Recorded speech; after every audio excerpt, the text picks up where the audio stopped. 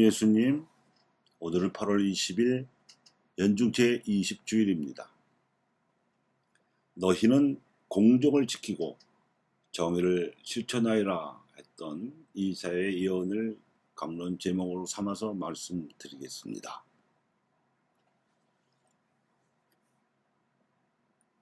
구약 성경에 기록된 예언서들 중에서 이사야의 예언은 하나님께서 당신 백성으로 선택하신 이스라엘을 민족들의 빛으로 세우셨다는 계시를 전해준 바 있습니다. 그 계시는 우선 이스라엘을 하나님께서 보시기에 좋도록 건설하는 데에서부터 시작하라고 알려줍니다. 그래서 이사야는 오늘 제1독서에서 너희는 공정을 지키고 정의를 실천하여라 하고 선포하였습니다. 공정과 정의는 공동선의 핵심 가치이며 공동선은 최고선의 질서에 의해 뒷받침됩니다. 즉 우상을 숭배하지 말고 하나님을 흠숭하는 행동을 할 수 있는 날로 안식일을 지키라는 것. 그 안식일에는 하나님께 바치는 봉헌과 기도라는 정규적 도구를 잘 활용해야 한다는 것. 그리하여 하나님께서 모든 것 위에 모든 것이 되시는 최고선의 질서를 확립한 위에 공정과 정의라는 공동선의 가치를 실현하라고 알려주었습니다. 그래야 하나님께서 거룩하게 변화된 이스라엘로 하여금 모든 민족들에게 당신의 빛을 비추실 것이라고 자신이 받은 계시의 말씀을 전해준 것입니다. 이는 하나님께서 모든 민족들의 복음화를 위해 이스라엘 민족에게 안배하신 섭리였습니다. 이 말씀에 담긴 하나님의 섭리와 안배하심을 중심으로 묵상하면서 성모 승천 대축일과 광복절을 지내고 난 이즈음 우리 교회가 민족 안에서 성모 승천의 시비를 체험할 수 있는 길, 즉 진정한 광복을 맞이하는 길에 대하여 생각해 보고자 합니다.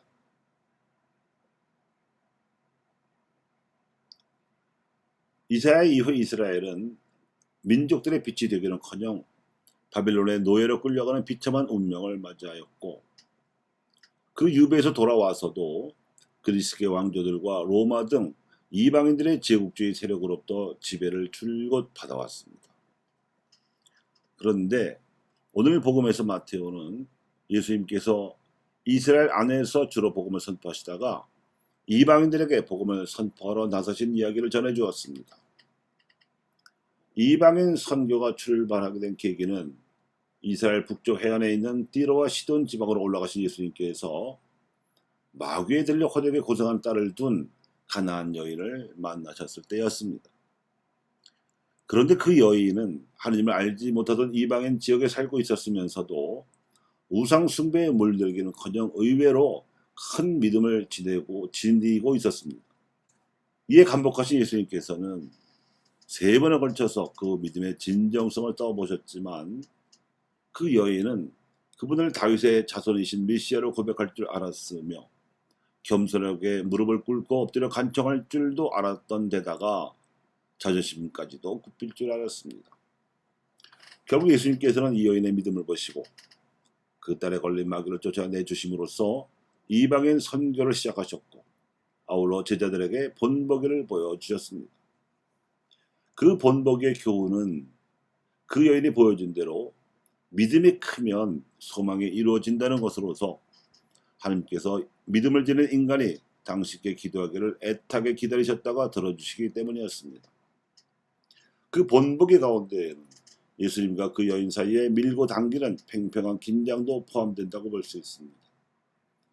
이방인들에게 복음을 선포하기 위해서는 쉽게 포기하지 말고 하나님께 대한 믿음을 확인해야 하고 끈기 있게 그 믿음을 이끌어내야 한다는 점도 마찬가지입니다. 복음이 이스라엘을 넘어서 온 세상에 퍼져나가게 된 계기가 이러했습니다. 그런데 우리 민족은 온 세상에 퍼져나가던 복음을 오묘한 섭리로 18세기에 들여온 이래 공정과 정의가 사라진 조선 왕조로부터 19세기 100년 동안 정부적 박해를 받아야 했습니다. 그런가 하면 20세기 100년 동안에도 공정과 정의의 가치를 모르는 세력들로부터 사회적인 박해를 받으면서 21세기를 지내고 있습니다. 우선 대륙 정벌이라는 헛된 망상에 사로잡힌 일본 제국주의로부터 식민 지배를 당했는가 하면 동아시아에서 지역 패권을 추구하던 미국과 소련에 의해 민족이 강제로 분단되었고, 그리고 남북 간의 내전을 겪은 것도 모자라서 극심한 가난과 끔찍한 독재를 겪었고 70년 이상 분단과 휴전 상태 속에서 고난을 겪고 있습니다. 자신의 운명을 스스로 결정할 힘이 없었던 약소 민족의 비애가 아닐 수 없습니다.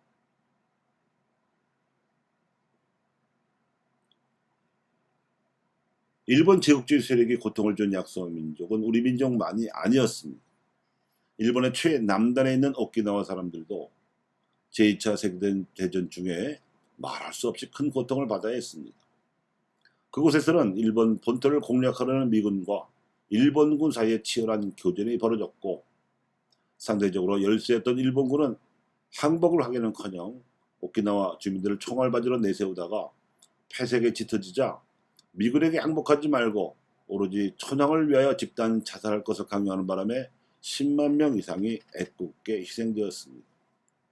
일본 본토에 살던 일본인들 대신 전쟁의 제물이 되어버린 것입니다. 그래서 오키나와 주민들은 오늘날에도 일본인으로서의 정체성이 거의 없는 대신에 반일 정서가 대단히 강합니다. 그 후 군정시대에 대규모로 군사기지를 건설해 놓은 미군이 병력과 장비 대부분을 이곳 오키나와에 주둔시키고 있습니다. 동아시아 주둔 미국의 최대 기지는 괌입니다만, 괌과 평양까지는 3,400km이고 오키나와에서 평양까지는 1,400km이기 때문에 한반도 작전을 전개하는 미국 공군 병력은 주로 오키나와 기지에서 발진합니다. 그래서 북한이 겨냥하는 대미군 표적 역시 미국 본토나 괌 이전에 이곳 오키나와입니다. 그래서 이곳 주민들은 주일 미군이 저지르는 각종 폭력에 시달리고 있어서 반미 정서도 강합니다. 위치상으로는 일본의 최남단이지만 한반도의 휴전선 같이 군사적 긴장이 높은 최전방인 곳입니다. 원래 이곳 주민들은 메이지 시대 일본에 식민지로 점령당하기 전까지 류큐 왕국이라 불리던 독립된 나라였고, 그 이전에는 수렵과 어업으로 살아가던 원시인들이었습니다. 그러다가 몽골이 고려를 침략해오던 13세기에 항몽 고려군의 최선봉에 섰던 삼별초가 강화도에서 진도로 다시 진도로 옮겨가며 항전하다가 전세가 불리해지면서 이곳 오키나와로 진출했습니다. 삼별초 군인들은 고려의 최정예 엘리트들이었으므로 고려 문물을 이곳 주민들에게 전수해주며 그곳에 왕국을 세워 지배 세력이 되었습니다. 동아시아에서 중국, 한반도, 일본, 대만 사이의 한가운데 위치해 있지만 그 어느 문명과도 접촉이 없었던 차에 고려의 선진 문명이 이곳에 들어간 것입니다. 그러다가 메이지 시대로 접어들며 일본이 이 류큐 왕국을 군사적으로 정벌하는 바람에 일본의 식민지로 전락한 이래 지금까지 노예 아닌 노예로서 비극적인 운명을 살아가고 있는 사람들이 오키나와 사람들입니다. 우리 민족과 마찬가지로 이곳 오키나와 주민들도 자신들의 운명과 지위에 대한 채굴권이 없습니다. 그래서 이제 이곳 주민들은 한국과의 정서적 유대가 강해서 특히 한국 내에서도 비슷한 운명, 즉 미군정식의 4.3 항쟁을 겪었던 제주도민들과 자매 결연을 맺고 있습니다. 강제로 일본 식민지가 되어 미군 총알바지로 전락한 오키나와의 운명도 피압박 민족들의 비극과 서름을 잘 보여주는 사례라는 점에서 한 민족의 운명 못지않게 슬픕니다. 둘 다 차지하고 있는 지정학적인 위치가 이러한 약소 민족의 비극을 재촉한 원인이 되었습니다. 한반도는 예로부터 대륙 세력과 해양 세력이 맞붙는 각축장이었습니다.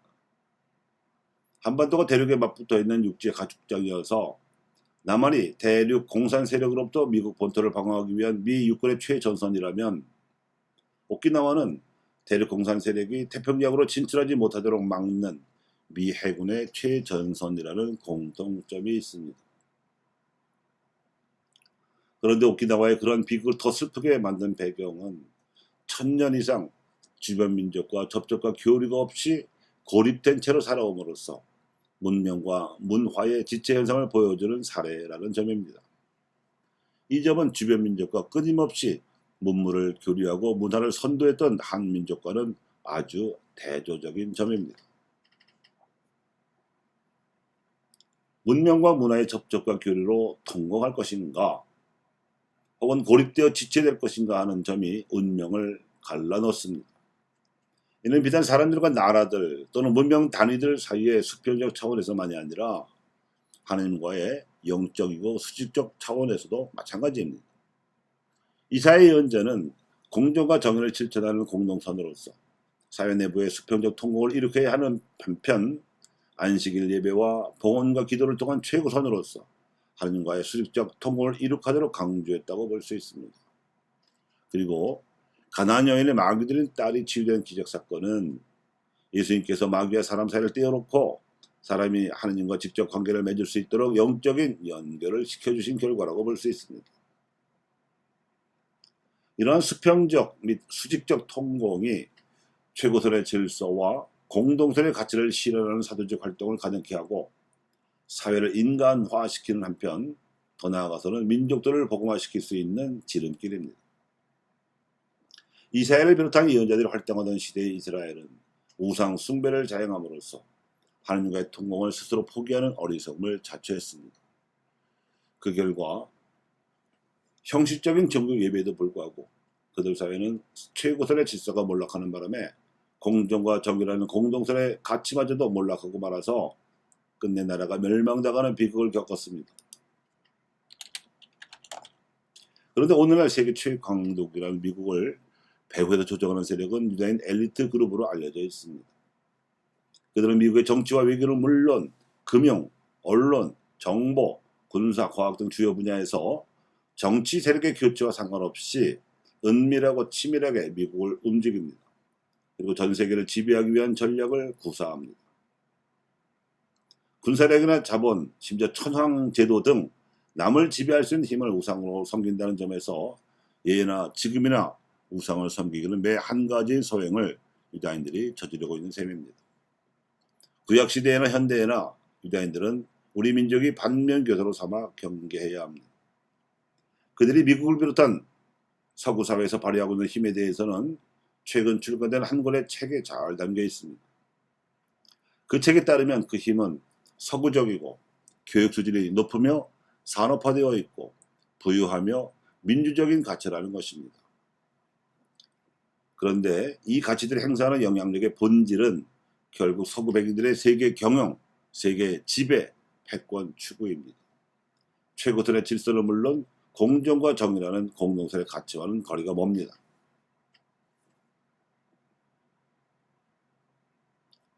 공정과 정의라는 가치를 실현하여 모든 민족들에게 하느님의 빛을 비추라는 이사야의 예언과 가나안 여인의 마귀들인 딸에게 예수님께서 베푸신 금화 기적으로 우리가 알 수 있는 것은 하나님께서는 우리가 서로 마음을 모으기를 바라시고 서로 모은 마음으로 당신과도 통교하기를 바라신다는 것입니다.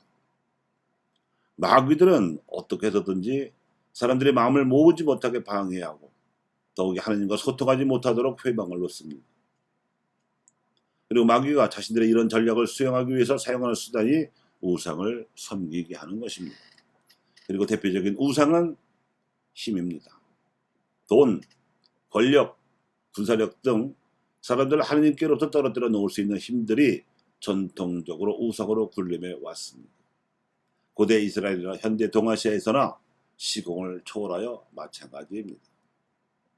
따라서 예수님께서 원하셨던 바 하나님을 믿는 이들이 취해야 할 태도는 하나님과의 통교를 튼튼한 바탕 위에서 믿는 이들끼리 서로 간의 신의와 공정함으로 정의를 추구하고 사랑을 실천하는 것입니다. 이것이 신앙과 신뢰와 신용으로 조화를 이룬 온전한 믿음입니다. 신앙과 신뢰와 신용으로 조화를 이룬 온전한 믿음, 이는 경제력이나 군사력 등 힘으로 세계를 지배하려는 동서고금의 강대국들이 추구하는 우상 숭배적 풍조와는 대조적인 하나님의 질서요 가치입니다. 이에 비춰 생각해 보면 우리들의 종교생활과 신앙활동이 이루어지고 있는 장, 즉 본당과 수도회와 평신도들의 여러 단체들에서 행하고 있는 사도직에서 수평적이고 수직적인 통공이 원활하게 이루어지도록 세심하게 살펴야 합니다. 기도와 봉헌, 말씀과 나눔 등은 모두 이런 지향에 초점을 맞춰 이루어져야 하지요. 통공이 원활하게 이루어지는 데는 관심이 없고 그저 형식적으로 겉지레로만 치르는 종교생활과 신앙활동은 마귀들의 좋은 표적이 됩니다. 분열과 무관심이 나타나고 있다면 이미 마귀들의 공격이 시작되고 있다는 흔적입니다. 흔히 토착외고라고 부르는 한국내 반통일 세력의 준동에 대해서도 하느님의 뜻을 한반도에서 실현하고자 하는 이들이 상호간의 소통을 원활히 하고 특히 한반도 평화와 민족 화해에 대한 하느님의 섭리에 대한 확신을 지니고 공정과 정의라는 가치를 실현해야 마귀들에게 또다시 당하지 않을 수 있습니다. 민족의 기나긴 고난을 종식시킬 수 있는 길도 여기에 있습니다. 거시적으로는 사회 복음화와 더 나아가서는 민족의 복음화 그리고 동아시아의 복음화라는 전체 좌표까지 읽어낼 수 있는 안목을 지니고 미시적이며 또한 실질적으로는 내 주변에서부터 두세 사람의 마음을 모으는 공동체를 형성함으로써 하나님의 일이 시작됩니다. 우리 사회 현실에서 공정과 정의라는 공동선을 실천해야 하고 우리 신앙 현실에서는 그 공동선을 뒷받침하는 최고선을 수호하는 일이 바로 하나님의 일입니다. 믿음이 크면 바라는 바 소망이 이루어질 것이라고 약속하시던 예수님 말씀대로 우리도 진정한 광복을 바라며 오늘 화답성의 후렴으로 기도하며 강론을 마칩니다. 하느님, 모든 민족들이 당신을 찬송하게 하소서. 아멘.